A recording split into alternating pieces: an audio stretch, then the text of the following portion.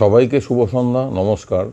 আমরা Tripura human Rights Organization আজ একটি জরুরি বিষয়ে রাজ্যবাসীর কাছে আমাদের বক্তব্য রাখার জন্য এই সাংবাদিক সম্মেলনে মিলিত হয়েছি এবং সাংবাদিক বন্ধুরা যারা এখানে এসেছেন তাদের সবাইকে আমরা ত্রিপুরা হিউম্যান রাইটস অর্গানাইজেশনের তরফ থেকে আন্তরিক ধন্যবাদ এবং অভিনন্দন জানাই।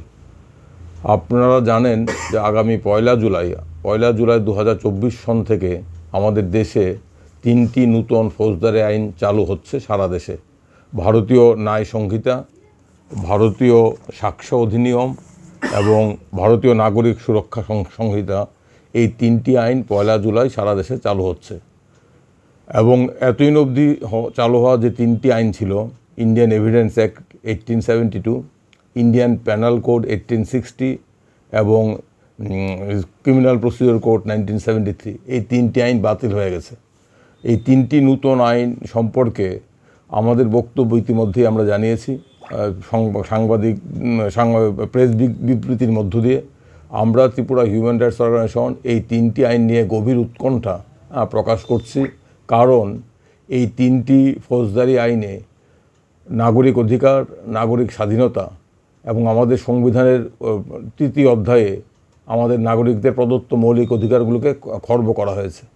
এবং এই 3টি আইন চালু হলে সারা দেশে বিচার ব্যবস্থার মধ্যে একটা অত্যন্ত অদ্ভুত ধরনের জটিলতা সৃষ্টি হবে এবং এর ফলে আইনজীবীরা, বিচারকরা এবং বিচার প্রার্থী সবাই আপনার অসুবিধার সম্মুখীন হবেন, হয়রানির সম্মুখীন হবেন। এবং এই মুহূর্তে এই 3টি আইন চালু করা, বন্ধ রাখার জন্য আমরা জোরালো দাবি করছি।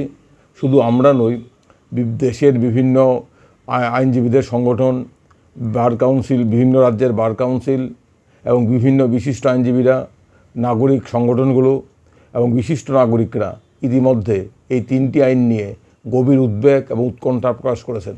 আমরা স্পষ্ট করে বলতে চাই, একজন মানবাধিকার কর্মী হিসাবে এবং ত্রিপুরা হিউম্যান রাইটস অর্গানাইজেশন আমরা মনে করি এই 3টি আইনের ফলে নাগরিকদের জন্য কোনো সুরক্ষা থাকবে না, সারা দেশে পুলিশ রাজ কায়েম হবে এবং এর ফলে এক অদ্ভুত অবস্থার মধ্যে আমরা পড়ব। প্রথমত, এই 3টি আইন যেভাবে প্রণীত হয়েছে এই নিয়ে আমাদের প্রচণ্ড আপত্তি আছে। আপনারা জানেন যে ফৌজদারি বিচার ব্যবস্থার ক্ষেত্রে এই 3টি আইন, Indian penal code, Indian evidence act এবং ক্রিমিনাল প্রসিডিওর কোড, এটা হচ্ছে ফৌজদারি বিচার ব্যবস্থার 3টি মূল স্তম্ভ। এই 3টি মূল স্তম্ভের উপরই আমাদের দেশের ফৌজদারি বিচার ব্যবস্থা দাঁড়িয়ে আছে। এবং ফৌজদারি বিচার ব্যবস্থা, ফৌজদারি আইন অত্যন্ত গুরুত্বপূর্ণ, কারণ ফৌজদারি আইনের প্রভাব আমাদের নাগরিকদের জীবনের অধিকার এবং স্বাধীনতার অধিকারের উপর পড়ে। কারণ আমাদের সংবিধানের 21 ধারায় বলা আছে, no citizen can be deprived of his life and liberty except by the procedure established by law.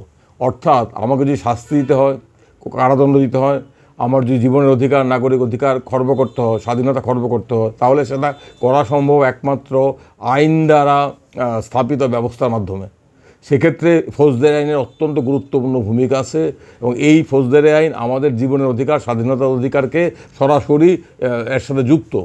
কিন্তু প্রশ্ন হলো যে এই কেন এই 3টি ফৌজদারি আইন পরিবর্তন করা হলো? একটা যুক্তি দেওয়া হচ্ছে যে আমরা আইনের যুগোপযোগী সংশোধন করেছি। আমরা এই যুক্তির সাথে একমত নই। প্রথমত, দেশের ফৌজদারি বিচার ব্যবস্থার সাথে যুক্ত এই 3টি আইন আপনারা জানেন, কোনো পক্ষের সাথে কথা না বলে, আইনজীবীদের সাথে কথা না বলে, বিভিন্ন বার অ্যাসোসিয়েশন, বার কাউন্সিলের সাথে কথা না বলে, নাগরিক সমাজের সাথে কথা না বলে, বিচার প্রার্থী জনতার সাথে কথা না বলে, পার্লামেন্টে গত বছর যখন বিরোধী দলের 150 জন সদস্যকে পার্লামেন্ট থেকে বহিষ্কার করা হয়েছিল, বিরোধী শূন্য পার্লামেন্টে এই আইনগুলো, এই 3টি বিল পেশ করা হয়েছিল এবং এই নিয়ে কোনো রকম আলাপ আলোচনার সুযোগ ছিল না। কোনো রকম আলাপ আলোচনা ছাড়া এই বিলগুলোকে সিলেক্ট কমিটিতে না পাঠিয়ে সরকার পক্ষ গায়ের জোরে এই 3টি বিল অনুমোদন করিয়ে নিয়েছে এবং এই 3টি বিল আইনে পরিণত হয়েছে। প্রথমত এই বিলগুলো নিয়ে গভীর পুঙ্খানুপুঙ্খ আলোচনা করার প্রয়োজন ছিল এবং সেই আলোচনায় সরকার পক্ষ, বিরোধী পক্ষ, সিলেক্ট কমিটিতে বিলগুলো পাঠানোর দরকার ছিল এবং বিচার প্রক্রিয়ার সাথে যুক্ত সবার অভিজ্ঞতা মতামত নিয়ে এই আইনগুলো সংশোধন করা প্রয়োজন ছিল।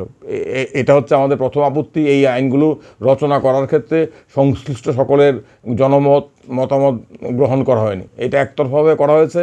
মোদী সরকার, স্বরাষ্ট্রমন্ত্রী, আরএসএস, বিজেপি এই আইনগুলো প্রণয়ন করেছে। এই আইনগুলো প্রণয়ন করার পেছনে একটাই উদ্দেশ্য হচ্ছে নাগরিকদের অধিকার খর্ব করা। যে যুক্তিটা বলা হচ্ছে যে ব্রিটিশ আমলের রচিত আইন পরিবর্তন করা হচ্ছে, সেক্ষেত্রে আমাদের বক্তব্য যে ব্রিটিশ আমলের রচিত আইনে অনেক আপত্তিকর জিনিস ছিল এবং ব্রিটিশ আমলের রচিত আইন মূলত রচনা করা হয়েছিল আইনগুলো যে আমাদের দেশের জনতাকে শাসনে রাখার জন্য এবং আমাদের দেশের মানুষের নাগরিক অধিকার, ব্যক্তি স্বাধীনতার অধিকার খর্ব করার জন্য। একই মানসিকতার দ্বারা সাম্রাজ্যবাদী শাসকরা যেই মানসিকতার দ্বারা ওই সময়ে আমাদের দেশে ফৌজদারি শাসন ব্যবস্থা, ফৌজদারি আইন চালু করেছিলেন, আজকে দুঃখজনক হলো সত্য, আজকের সরকার আরএসএস বিজেপি একই মানসিকতার দ্বারা চালিত হয়ে এই 3টি নতুন আইন চালু করেছেন। এই 3টি নতুন আইনের ছত্রে নাগরিক অধিকার, ব্যক্তি স্বাধীনতার উপর আক্রমণ করা হয়েছে এবং পুলিশ হাতে যথেষ্ট ক্ষমতা তুলে দেওয়া হয়েছে। এবং আরেকটা কথা হচ্ছে, ব্রিটিশ আমলে রচিত আইন আমরা কিন্তু গত 150 বছরে, ইন্ডিয়ান পেনাল কোড 150 বছর আগে রচিত হয়েছিল, গত 150 বছরে আমরা ইন্ডিয়ান পেনাল কোডের অনেক যুগ উপযোগী পরিবর্তন করেছি। ইন্ডিয়ান এভিডেন্স অ্যাক্ট 1872 সনে রচনা করা হয়েছিল, তাকে আমরা সময়োপযোগী করেছি। একটা ছোট্ট উদাহরণ আমি দিতে চাই। আগে এভিডেন্স অ্যাক্টে ইলেকট্রনিক এভিডেন্সের কোনো ব্যবস্থা ছিল না। ইলেকট্রনিক এভিডেন্স হিসেবে গ্রাহ্য করা হতো না, কারণ যখন আইন প্রণয়ন করা হয়েছিল তখন ইলেকট্রনিক এভিডেন্সের ব্যবস্থা ছিল না। পরবর্তী সময়ে প্রযুক্তির আবিষ্কারের ফলে, প্রযুক্তির অগ্রগতির ফলে ইলেকট্রনিক এভিডেন্স এসেছে। সেই কারণে এভিডেন্স অ্যাক্ট সংশোধন করা হয়েছে, ইলেকট্রনিক এভিডেন্স এখন এভিডেন্স হিসেবে গ্রাহ্য হয়। ঠিক তেমনি সিআরপিসিকে ব্যাপকভাবে পরিবর্তন করা হয়েছিল 1973 সনে। তারপরও এই 3টি আইনের প্রয়োজনীয় পরিবর্ধন দরকার ছিল, কিন্তু সেটা যেভাবে করা হয়েছে সেভাবে নয়। এবং এখানে আমি কয়েকটা উদাহরণ দিতে চাই। আমরা প্রথমত দেখুন, নাগরিক অধিকারের প্রশ্নে পুলিশের গ্রেপ্তার, পুলিশি হাজত, আমরা জানি আমাদের দেশে পুলিশি হাজতগুলোতে সাধারণ নাগরিকদের কিভাবে হেনস্থা করা হয়, অভিযুক্তদের উপর কীভাবে অকথ্য মানসিক শারীরিক অত্যাচার করা হয়। এবং আইপিসিতে কিংবা সিআরপিসিতে এখন অবধি সর্বোচ্চ 14 দিনের পুলিশ রিমান্ডের ব্যবস্থা ছিল। এখন নতুন আইনে করা হয় যে পুলিশ রিমান্ডের ব্যবস্থা 60 থেকে 90 দিন করা হয়েছে। অর্থাৎ কারোর বিরুদ্ধে কোনো অভিযোগ এলে এবং যদি পুলিশ মনে করে তাকে পুলিশ হাজতে নিতে হবে এবং পুলিশ হাজতে নিয়ে অভিযুক্তদের বিরুদ্ধে কী করা হয় সে সম্পর্কে আমরা সবাই জানি। পুলিশ হাজত একটা ভয়ঙ্কর জিনিস, এতে তদন্তের সাহায্য হয় না, কিন্তু অভিযুক্তদের উপর চাপ সৃষ্টি করে মানসিক শারীরিক অত্যাচার করে তার থেকে অপরাধ জোর করে স্বীকারোক্তি আদায় করা হয়। সেক্ষেত্রে নতুন আইনে পুলিশি হাজতের মেয়াদ আপনার 60 থেকে 90 দিন করা হয়েছে। এই ধরনের পুলিশি হাজতের মেয়াদ কিন্তু আপনার টাডা আইনে নেই, আপনার উপা আইনে নেই, আপনার পিএমএল মানি লন্ডারিং আইনে নেই। অর্থাৎ ভয়ঙ্কর দানবীয় কালো কানুনগুলো তো এই ধরনের পুলিশি হাজতের ব্যবস্থা নেই, কিন্তু নতুন আইনে পুলিশি হাজতের ব্যবস্থা আপনার বাড়িয়ে 60 থেকে 90 দিন করে দেওয়া হয়েছে। এবং নতুন আইনে আইপিসিতে যেটা করা হয়েছে, আগে আইপিসিতে 124A ছিল, যেখানে দেশদ্রোহিতা বা রাজদ্রোহিতা, ব্রিটিশরা আইপিসিতে রাজদ্রোহকে অপরাধ করেছিল, কারণ উদ্দেশ্য ছিল স্বাধীনতা আন্দোলনকে দমন করা। এই নিয়ে 124A-কে গত 10 বছর অপব্যবহার করা হয়েছে। সুপ্রিম কোর্টে মামলা চলছে। সুপ্রিম কোর্ট 124A-এর প্রয়োগের উপর নিষেধাজ্ঞা স্থগিতাদেশ জারি করেছে। কিন্তু নতুন আইনে যেটা করা হয়েছে 152 করে ভারতীয় নাগরিক সুরক্ষা সংহিতাতে, সেখানে রাজদ্রোহ শব্দটি ব্যবহার না করে কিন্তু রাজদ্রোহের সংজ্ঞাকে আরও ব্যাপক করা হয়েছে। এখানে বলা হয়েছে any action against the unity and integrity of India. এখন ধরুন কোনো রাজনৈতিক কর্মীর বিরুদ্ধে সরকার প্রতিহিংসাপরায়ণ হয়ে তার বিরুদ্ধে দাঙ্গার অভিযোগ আনলো এবং এই দাঙ্গার অভিযোগ এনে বলা হবে সে দেশদ্রোহিতা করছে, সে ভারতের ঐক্য সংহতির বিরুদ্ধে অন্যায় আচরণ করছে। অর্থাৎ এই নতুন আইনে কিন্তু রাজদ্রোহের সংজ্ঞা আরও ব্যাপক করা হয়েছে। আরেকটা যেটা ভয়ঙ্কর জিনিস হলো, এই নতুন আইনে অনেকগুলো নতুন অপরাধ তৈরি করা হয়েছে। সেই অপরাধগুলোর কোনো নির্দিষ্টভাবে সংজ্ঞায়িত করা হয়নি, ভাষা সংজ্ঞায়িত করা হয়েছে। সংজ্ঞার মধ্যে অনেক ফাঁক ফোকর আছে। তার ফলে কী হবে, পরবর্তী সময়ে আপনার পুলিশের পক্ষে এগুলোর অপব্যবহার করার যথেষ্ট সুযোগ থাকবে। আরেকটা উদাহরণ আমি দিতে চাই। আমাদের আইনে আছে 154-এ খুব সম্ভবত সিআরপিসিতে যে ধর্তব্যযোগ্য অপরাধ, কগনাইজেবল অফেন্স, অর্থাৎ খুন, ডাকাতি, রাহাজানি, এই সমস্ত গুরুতর অপরাধের যখন কোনো এফআইআর করা হয় তখন থানা এফআইআর গ্রহণ করতে বাধ্য। এফআইআর গ্রহণ করার শর্ত হিসাবে থানাকে কিংবা পুলিশকে কোনো প্রিলিমিনারি এনকোয়ারি কিংবা ঘটনা সত্য মিথ্যা যাচাই করার সুযোগ নেই। যখনই কোনো একটা ধর্তব্যযোগ্য অপরাধের খবর আসবে, পুলিশের দায়িত্ব যে এফআইআর গ্রহণ করা। এটা যে আইনের নির্দেশ। সুপ্রিম কোর্ট কয়েক বছর পূর্বে উত্তরপ্রদেশ সরকার বনাম লতিকা কুমারী মামলায় বলেছিল যে 154-এ ধর্তব্যযোগ্য অপরাধের খবর পাওয়া মাত্র পুলিশের দায়িত্ব হচ্ছে এফআইআর গ্রহণ করা, এটা দায়িত্ব। কিন্তু আমরা জানি যে শতকরা 90% ক্ষেত্রে পুলিশ এফআইআর গ্রহণ করে না, এবং সাধারণ মানুষের অভিজ্ঞতা আছে যে এফআইআর গ্রহণ করাতে হলে কতটা কাঠখড় পোড়াতে হয়, মাথার ঘাম পায়ে কতবার ফেলতে হয়, এটা সাধারণ মানুষ, ভুক্তভোগী মানুষ জানে। আইনের নির্দিষ্ট বিধান থাকা সত্ত্বেও। আর নতুন আইনে করা হয়েছে কি, নতুন আইনে করা হয়েছে ধর্তব্যযোগ্য অপরাধ, কগনাইজেবল অফেন্স, যেখানে সাজা কমপক্ষে 3 বছর সর্বোচ্চ 7 বছর, সেই সমস্ত অপরাধের ক্ষেত্রে আপনি এফআইআর গ্রহণের করার ক্ষেত্রে কোনো বাধ্যবাধকতা থাকবে না।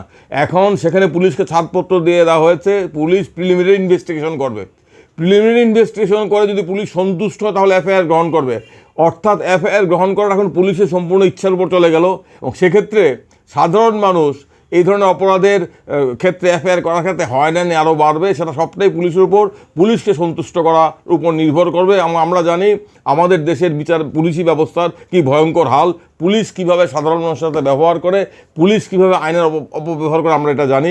নতুন আইনে পুলিশের হাতে অবাধ ক্ষমতা তুলে দেওয়া হয়েছে, এবং আরও কতগুলো জটিলতা তৈরি হবে। কারণ এখন অবধি এই 1 জুলাইয়ের পূর্বে যে সমস্ত অপরাধ ঘটেছে সেগুলো ওই 1 জুলাইয়ের পূর্বে অবধি যে আইনগুলো ছিল আইপিসি, সিআরপিসি এবং ইন্ডিয়ান এভিডেন্স অ্যাক্টে বিচার করতে হবে সাবস্টেন্সিয়াল অফেন্স হিসাবে।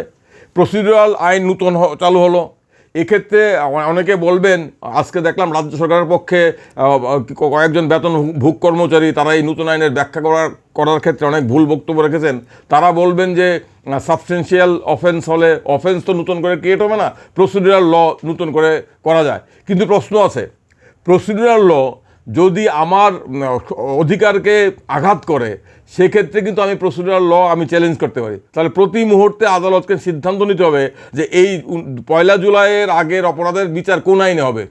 আদালতের উপর চাপ বাড়বে, আইনজীবীদের উপর চাপ বাড়বে, এবং যেটা সবচেয়ে ভয়ঙ্কর বিষয় এই আইনে চার্জশিট, পুলিশ কারোর বিরুদ্ধে চার্জশিট দিলে আমরা জানি পুলিশের ক্ষমতার অপব্যবহার হয়, পুলিশে কোনো ওভারসাইট সিস্টেম নেই, পুলিশ রাজনৈতিক প্রভুদের পক্ষে কাজ করে, পুলিশ শক্তের ভক্ত নরমের জম, পুলিশ আইন অনুযায়ী কাজ করে না, আমাদের পুলিশি ব্যবস্থাকে মনে করা হয়েছে।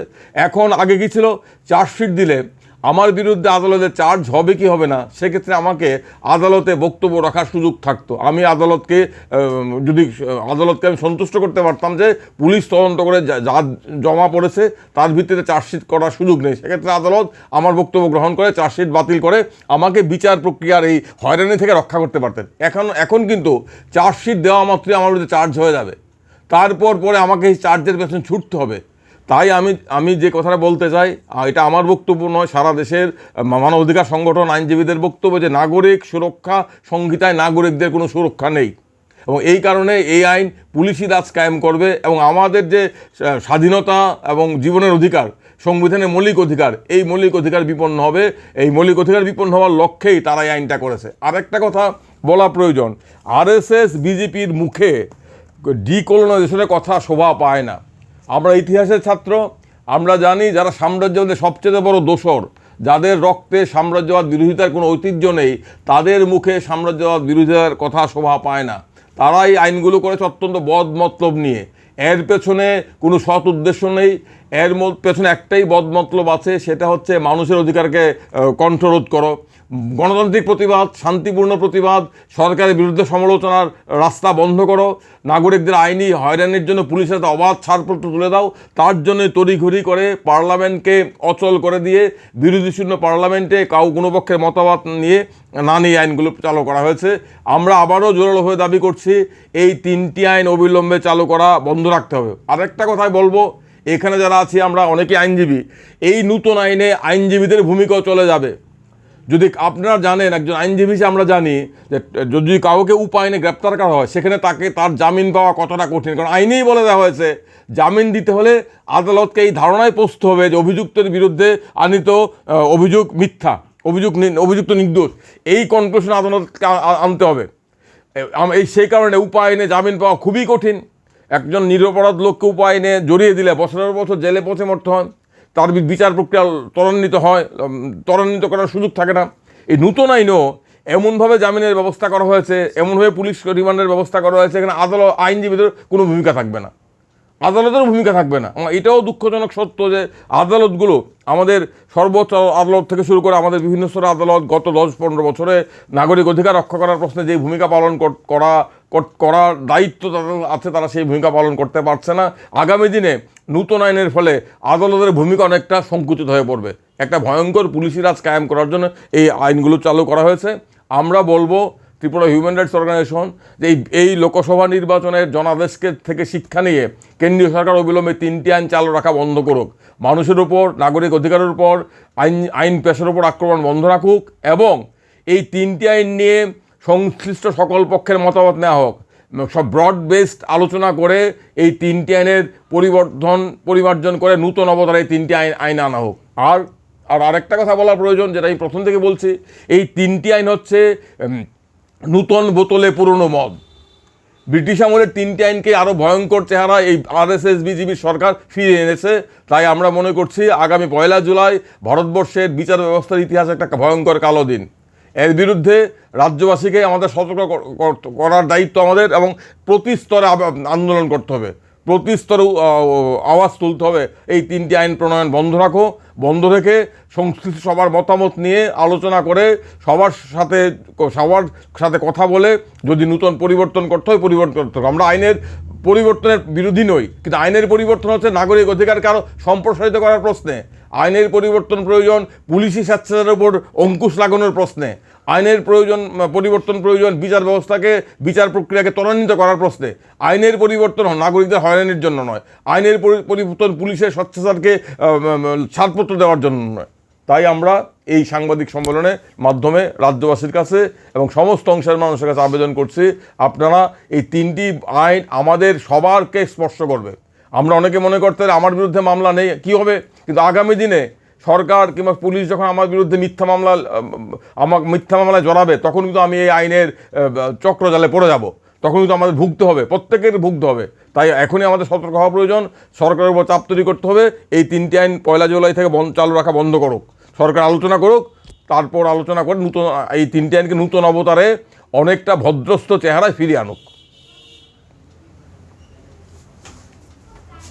একটা বিষয় জানা হচ্ছে যে আপনি কাস্টডির কথা যেটা বললেন, রাজ্য সরকারের পক্ষ থেকে বলা হয়েছে যে কাস্টডির যে নিয়মটা, যেটা 14 দিন রাখার কথা, এটা এখন বলছেন যে 60 থেকে 90 দিন পর্যন্ত রাখা যাবে।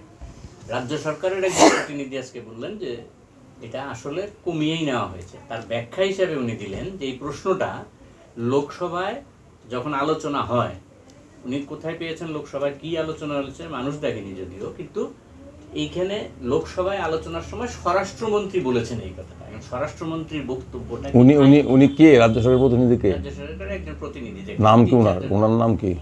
বোধহয় কোনো বিচারক হবেন মনে হয়। বোধহয় আইন সচিব হতেও পারে। এই ভদ্রলোকের তো আইন সচিব হওয়ার যোগ্যতাই নেই। কে উনি? আমি আমার সাথে যে দেখা হয় বলবো আপনি তো আইন সচিব হওয়ার যোগ্যতাই নেই, আপনি বিচারক কী করে হবেন? আপনি আইন না পড়ে, আইনে কি আছে, আর এইটা একজন আইন সচিব হয়ে এই ধরনের কথা কী করে বলতে পারে? কি দুর্ভাগ্য আমাদের এই সমস্ত লোকজন আইন সচিব, যেখানে আর এটা আইন আর অমিত শাহের কথা কি আইন নাকি?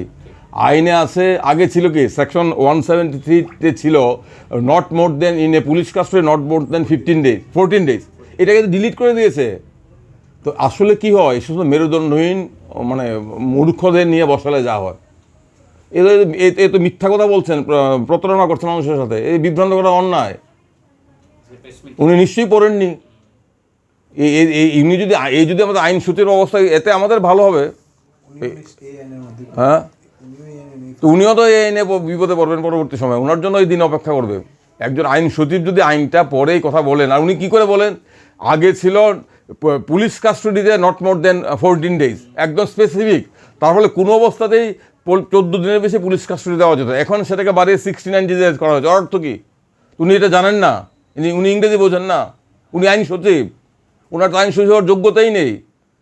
আমি তো জানি না এই ধরনের লোকজন কী করে আইন সচিব হয়, এই ধরনের লোকজন কী করে জেলা জজ হয়, আমরা জানি না, আমাদের দুর্ভাগ্য। 1 জুলাই থেকে যদি আইন চালু হয় তাহলে এখন পর্যন্ত তো সেই রকম পরিকাঠামোই করা হয়নি।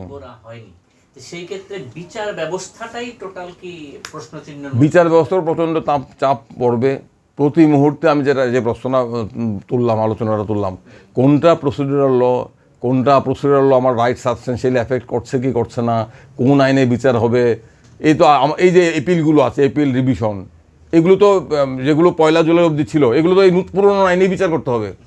আর পুরনো আইনে কী হয়েছে, একটা নির্দিষ্ট ধারণা তৈরি হয়েছে। আইনে কী প্রয়োজন? সার্টিনিটি।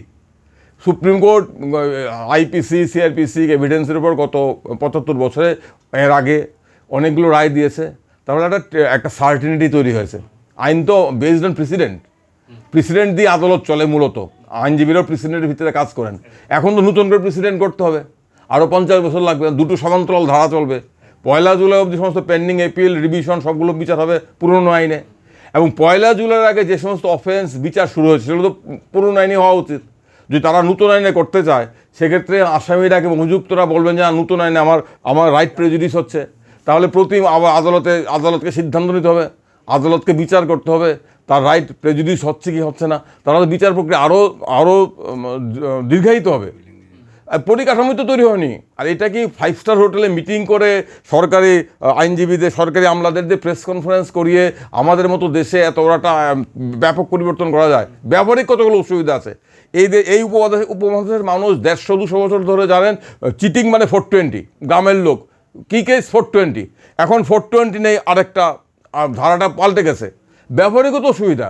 মার্ডার মানে আমরা জানি 302, গ্রামের লোক সবাই জানে, আইনজীবী হওয়ার প্রয়োজন নেই।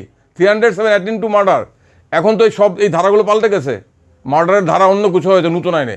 এগুলো কি দরকার ছিল? এটা কার স্বার্থে করা হচ্ছে? এখন যেটা বলা হচ্ছে যে আপনাকে গ্রেপ্তার করার সময় ভিডিও করতে হবে ইত্যাদি বিষয়, ইলেকট্রনিক মিডিয়ার সাহায্য নিতে হবে।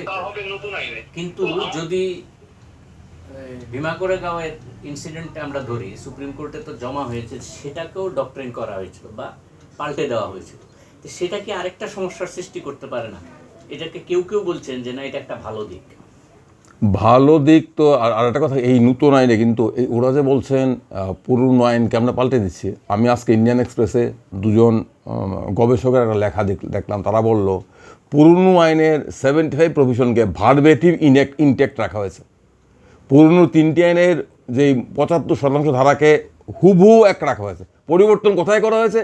পরিবর্তন করা হয়েছে নাগরিক অধিকারের প্রশ্নে, পুলিশি স্বেচ্ছাচারকে বাড়ানোর জন্য। পরিবর্তন কোথায় করা হয়েছে? অনেকগুলো নতুন অপরাধ, 23টি নতুন ধরনের অপরাধকে ঢোকানো হয়েছে, এবং সেই ধরনের অপরাধের সংজ্ঞা সুনির্দিষ্ট করা হয়নি। অপরাধের সংজ্ঞা যখন সুনির্দিষ্ট করা হবে না, তখন কিন্তু পুলিশের পোয়া বাড়ো। অপরাধের আদালতের ব্যাখ্যার উপর নির্ভর করবে, আদালত কী ব্যাখ্যা করবে, কে কীভাবে দেখবে। সুনির্দিষ্ট সংজ্ঞা থাকলে আমি জানলাম এটা অপরাধ, আমি এ থেকে শতহস্ত দূরে থাকবো। যখন অপরাধের সুনির্দিষ্ট সংজ্ঞা থাকে না, তখন কিন্তু আমি আমার অজান্তে অপরাধ করে ফেলবো, এবং অপরাধটা হয়েছে কিনা বিচার করবে আদালতকে বিচার করতে হবে। এবং যে এখানেই ড্রাফটিংয়ের প্রশ্ন, লিগাল ড্রাফটিং, যারা আইনজীবী, আমি একজন সাধারণ আইনজীবী, লিগাল ড্রাফটিং অত্যন্ত গুরুত্বপূর্ণ বিষয়। আমরা ব্রিটিশ আমলের আইনের অনেক বিরোধিতা করি, কিন্তু ড্রাফটিং ওয়াজ ভেরি ফাইন। সেই ড্রাফটিং কি এখন হয়েছে এই আইনে? এবং 75%কে অক্ষুণ্ণ রেখে 25%কে পরিবর্তন করা হয়েছে মোদি শাহের নির্দেশে, RSSের নির্দেশে। প্রতিবাদ, নাগরিক অধিকার, আন্দোলন, মানবাধিকার, স্বাধীনতার অধিকার, জীবনের অধিকার, এগুলোর উপর হস্তক্ষেপ করার জন্য। সেই কারণেই এই আইনটা অত্যন্ত ভয়ঙ্কর, উদ্দেশ্য অত্যন্ত বদ উদ্দেশ্য। আপনার বক্তব্যের পরিপ্রেক্ষিতে সর্বশেষ দুটো প্রশ্ন। প্রথমটা হচ্ছে যে 2020 থেকে 2022 পর্যন্ত যে তথ্য প্রকাশিত হয়েছে, তাতে কাস্টোডিয়াল ডেথ হয়েছে 4400। এর ভেতরে 21% শুধু ইউপিতে, তার সংখ্যা প্রায় 900-র মতো। এর পরিপ্রেক্ষিতে কি কাস্টোডিয়াল ডেথ বাড়ার সম্ভাবনা রয়েছে কিনা? কাস্টোডিয়াল ডেথ বাড়বে।